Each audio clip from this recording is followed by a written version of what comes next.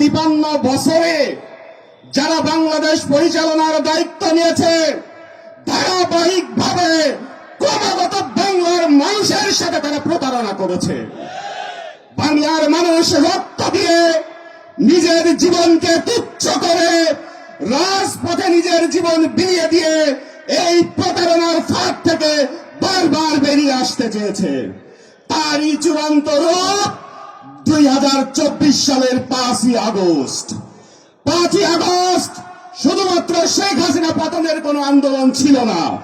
একমাত্র শেখ হাসিনাকে পতন করার জন্য 5ই আগস্ট হয়নি।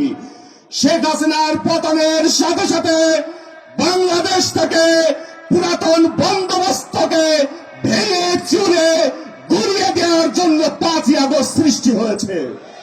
রাজপথে আমার ভাইরা, আমার সহযোদ্ধারা যারা নিজের জীবনকে বিলিয়ে দিয়েছে, তাদের চোখে মুখে বুকে তীব্র আশা নিয়ে তারা রাজপথে নেমেছে।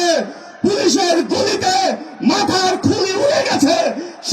সেই দৃশ্য দেখে পিছন থেকে আমার কোন সহযোদ্ধা সরে যায়নি, বুকে সাহস নিয়ে সামনে গিয়ে গেছে, গুলি খেয়েছে, মারা গিয়েছে। তারা চলে গিয়েছে, তাদের আশা আকাঙ্ক্ষা স্বপ্ন রেখে গিয়েছে আমাদের কাছে আমানত স্বরূপ। আমরা তাদের কাছে প্রতিজ্ঞাবদ্ধ, নতুন বন্দোবস্ত সৃষ্টি না করে আমরা ঘরে ফিরে যাব না। নতুন বন্দোবস্ত সৃষ্টির জন্য যখন বাংলাদেশের অধিকাংশ দল একমত হয়ে এক জায়গায় আসার চেষ্টা করছে, তখন একটি পাড়ায় আগুন ধরে গিয়েছে, হিংসার আগুনে জ্বলে পুড়ে মরছে। প্রিয় উপস্থিতি, গয়েশ্বর চন্দ্র রায় বলেছেন ইসলামী দলগুলো কিয়ামত পর্যন্ত ক্ষমতায় যেতে পারবে না। আর গয়েশ্বর বাবু, শেখ হাসিনা আপনার মতো বলতো কিয়ামত পর্যন্ত টিকে থাকবে। শেখ হাসিনার পতন হয়েছে ইসলামী দলের হাতে, কথা ঠিক না? প্রিয় উপস্থিতি, সেদিন ব্যারিকেড ভাঙার অগ্রনায়ক ছিল মুফতি সৈয়দ মোহাম্মদ ফয়জুল করিম।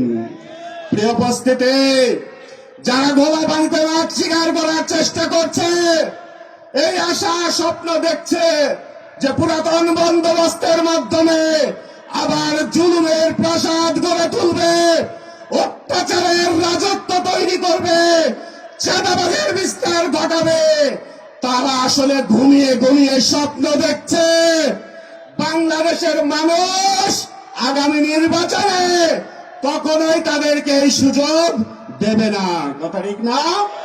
প্রিয় উপস্থিতি, ওয়াজ মাহফিল, সভা, সেমিনার, সকল সময় আমরা এ যাবৎ পর্যন্ত ইসলামী সুশাসনের কথা শুনে এসেছি।